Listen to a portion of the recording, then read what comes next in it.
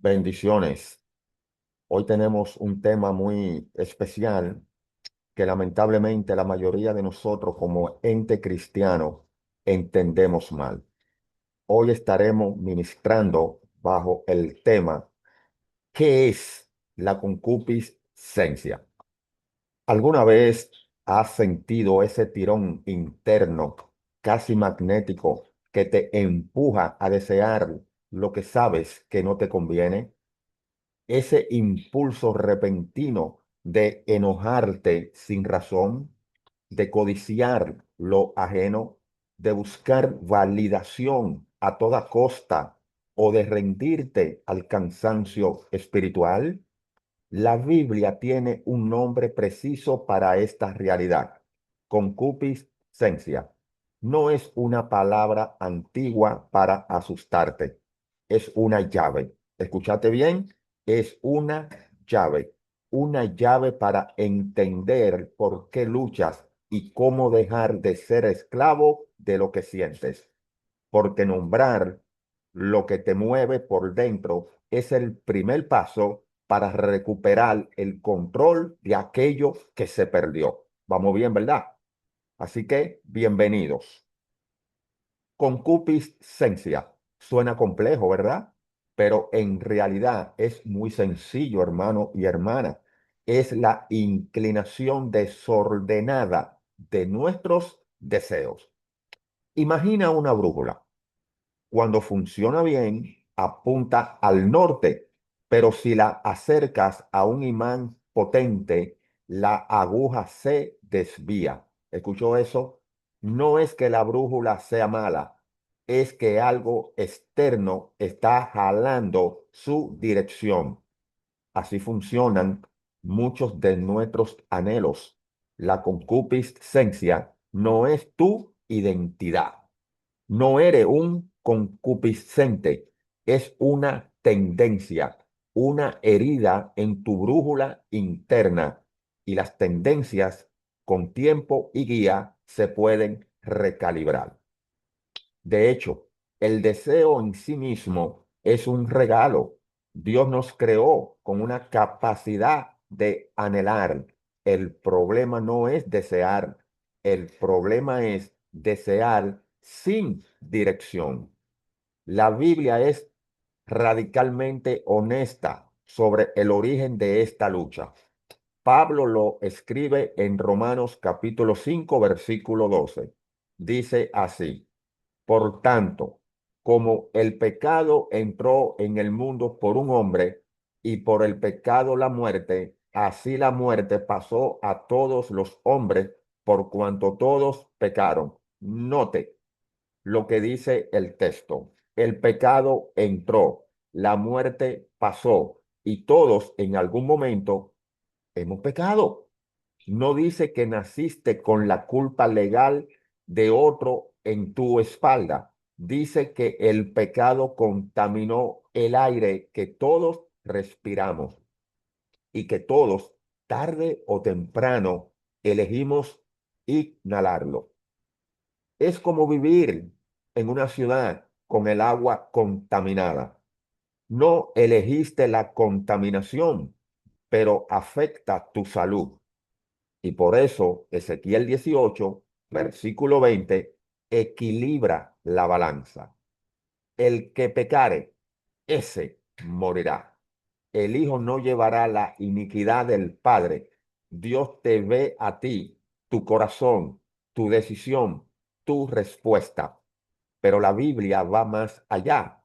En Primera de Juan, capítulo 2, versículo 16, el apóstol clasifica esta inclinación en tres corrientes: los deseos de la carne, los deseos de los ojos y la vanagloria de la vida. Básicamente, placer desordenado, codicia visual y orgullo disfrazado de logro no son pecados aislados, son patrones, rutas que tu mente y tu cuerpo aprenden a recorrer cuando el dolor, el vacío o la presión los empujan. Una vez que el camino está marcado, el tirón se vuelve automático. La palabra que usa el Nuevo Testamento para describir este tirón es epitumia, deseo intenso. No siempre es malo. Ojo, Pablo dice, tengo gran deseo de verlos. Jesús dice, he deseado ardientemente comer con ustedes. El deseo es energía, es amor en movimiento. Pero cuando ese deseo se desconecta del bien, cuando busca satisfacción al margen de Dios y del prójimo, ojo aquí, Santiago en el capítulo 1 lo describe con precisión quirúrgica. Dice así, cada uno es tentado cuando de su propia, ¿qué? Concupiscencia es atraído y seducido. Entonces, la concupiscencia, después que ha concebido, da a luz el pecado. Y el pecado, siendo consumado, da a luz la muerte. Fíjate, hermano, en el orden que acabamos de leer. No es el deseo lo que mata, es dejar que crezca sin freno, es alimentarlo con la mirada, con el pensamiento, con la excusa. El deseo es la semilla, la decisión de ceder es la planta. Las consecuencias son los frutos. Santiago no habla de un evento súbito, habla de un proceso, de un embarazo espiritual. Y tú puedes interrumpirlo en la concepción, antes de que nazca. Aquí es donde muchos se confunden. Ojo acá, creen que sentir atracción por algo prohibido ya es culpa. No, no, no, no, no, o que si luchan contra ellos, algo falla en su fe. Pero mira a Jesús. La Biblia dice que fue tentado ¿en qué? En todo, pero sin pecado. Él sintió el tirón, hermano. Ojo aquí, por favor de Dios. Él sintió el tirón, conoció el hambre, el cansancio, la presión, el deseo de evitar el dolor.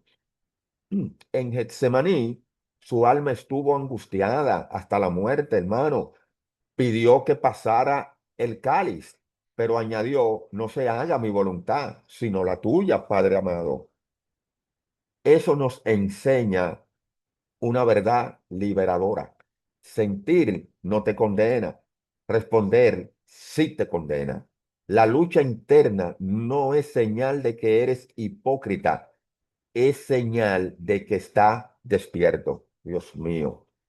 Pablo lo confiesa en Romanos 7. No hago el bien que quiero, sino el mal que no quiero, eso hago. No es un grito de derrota, es un diagnóstico clínico. Es cuando el médico te da un diagnóstico, no te echa del consultorio, te da un tratamiento. Piensa en un niño que quiere comer solo dulces. No es malo, es humano, pero si solo come azúcar, se va a enfermar. Nuestros deseos funcionan igual. No están diseñados para ser reprimidos con odio, ni para ser obedecidos ciegamente. Están diseñados para ser ordenados. Hoy la cultura te dice, si lo sientes, síguelo. La Biblia te dice, examínalo. Este anhelo me acerca al amor, a la verdad, a la vida o me aleja. Querer ser aceptado. Si se desordena, te vuelve un títere de la aprobación ajena. Si se redirige, te lleva a buscar la presencia de Dios y relaciones auténticas. Disfrutar de lo bueno. Si se desordena, se vuelve consumo sin límite que te daña. Si se redirige, se transforma en gratitud y generosidad. Tener control. Si se desordena, te llena de ansiedad y manipulación. Si se redirige, te enseña a confiar y a descansar en Dios. La Biblia no dice deja de desear. Dice, aprende a desear bien. ¿Y cómo se aprende, querido hermano? No con fuerza de voluntad, se aprende con entrenamiento espiritual. Y en el Evangelio ni se obliga ni se empuja. Aquí depende de mí. La oración no es un ritual, es recalibrar la brújula. La palabra no es información, es el mapa del norte. La comunidad no es un club social, es el espejo que te muestra cuando te está desviando. Te lo voy a repetir. La comunidad no es un club social, es el espejo que te muestra cuando te estás desviando. Ahora me gustó más. Y el descanso no es pereza, es recordar que el mundo no se sostiene en tus hombros. Son fisioterapia para el alma. Repeticiones lentas, consistentes, que reconstruyen el músculo del discernimiento. Romanos 5 describe cómo el pecado y la muerte entraron por uno. También anuncia que la gracia y la vida entraron por uno, dicen las escrituras. Mas la donación no fue no fue la transgresión, porque si por la transgresión de aquel uno murieron los muchos, abundaron. Déjeme repetirlo. Mas la donación no fue como la transgresión, porque si por la transgresión de aquel uno murieron los muchos, abundaron muchos más para los muchos la gracia y el don de Dios por la gracia de un hombre. Ese fue Jesucristo. El mismo capítulo que diagnostica la herida prescribe la cura. No está atrapado en una historia que comenzó con caída. Estás invitado a una historia que termina con restauración y restitución de aquello que ha sido perdido. David sintió el tirón, se quedó mirando, alimentó la mirada y cayó. Pero cuando el profeta lo confrontó, no puso excusas. Dijo, pequé. Y Dios no lo desechó, lo restauró. No porque David fuera fuerte, sino porque la gracia es más fuerte que la caída. Esto hay que entenderlo. Yo voy a repetir esto. No porque David fuera fuerte, sino porque la gracia es más fuerte que nuestras caídas. El Espíritu Santo no te deja peleando solo, te da el fruto que contrarresta la inclinación desordenada. Amor, gozo, paz, paciencia, dominio propio. No como reglas frías, como medicina viva. El apóstol Pablo lo resume en Tito capítulo 2, versículo 12. La gracia de Dios se ha manifestado para salvación a todos los hombres, enseñándonos que renunciando a la impiedad y a los deseos mundanos, vivamos en este siglo sobria, justa y piadosamente. Nota, nota el verbo enseñándonos. La gracia no solo perdona, entrena, no solo cubre, transforma.